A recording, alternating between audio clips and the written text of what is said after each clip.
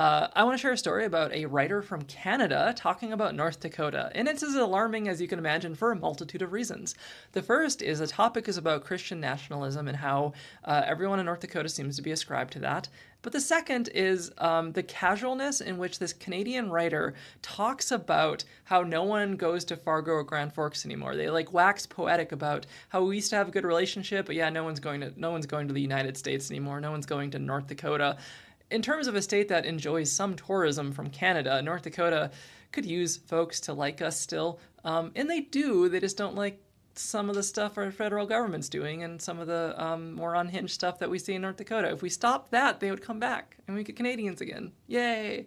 But they do talk about the Christian nationalism here. They actually interview Rob Port, which is kind of fun because he gets to just be the subject of the story, as well as a few other people here. The vibe in the story is that's a little bit of a misnomer, and that is people ascribe to that idea largely from the ways they relate to Trump and not because they really are 100% gung-ho Christian nationalists. But what the story kind of talks about is that people aren't like ride and die Christian nationalists. They're just using that as kind of a label to relate to the president, is what Mr. Port, I think, said in that story.